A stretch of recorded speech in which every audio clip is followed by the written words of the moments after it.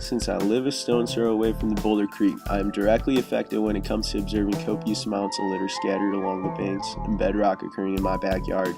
Literally. As a result, for the past 40 days, I made it my duty to understand the various levels of pollution trends and contamination aspects of the water by collecting data based on its temperature, pH levels, and parts per million levels with proper testing equipment. I've concluded that characteristics such as weather conditions, litter-based physical pollution, and chemically induced pollution are responsible for these creek variances, simultaneously affecting the people and wildlife within the creek's proximity.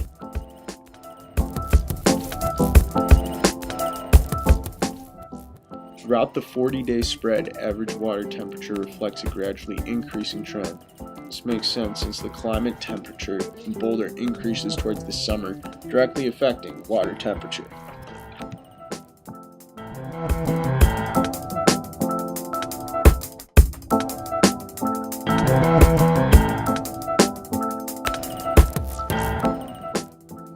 Average pH for the extended time frame emulates the more stable trend out of creek consistencies. This ensures homeostasis for the ecology and biological life found in the creek's waters.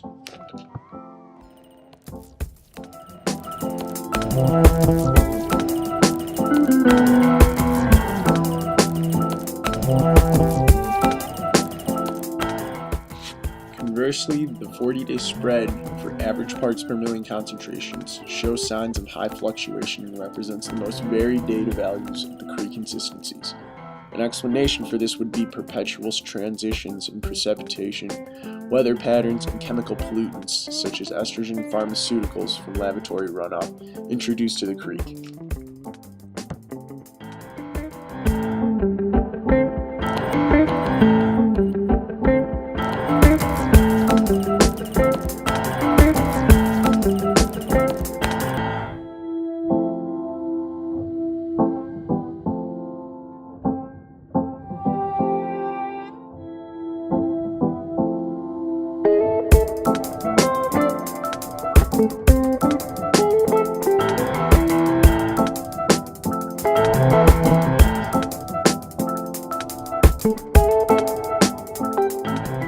So after discussing various contaminants found in our water table that directly affect public health, 4 Mile Fire was brought to the discussion table. Sarah was one of the more knowledgeable operators on this subject, explaining the correlation to the fire with negative impacts towards the surrounding ecological environment. After the occurrence, the creek became exposed to an array of foreign chemicals that pose major health risks for communities relying on the Boulder Creek for drinking water.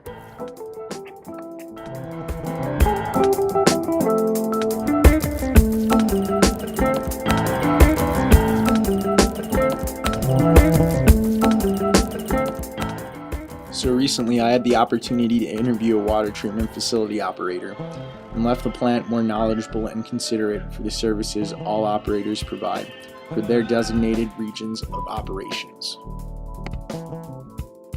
Additionally, the leading supervisor of the plant, Adam, offered me access to restricted areas of the facility where the purification process took place. 50-cent tour, as he put it, allowed me to get a general idea of the population scale that the treatment facility supports on a regular basis.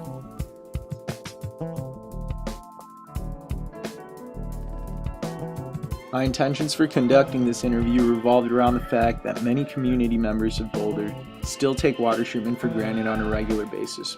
With consideration to impoverished and developing nations, water treatment serves as one of the more fundamental proponents necessary to establish a country as a progressively developed nation, and is something that I cannot stress enough.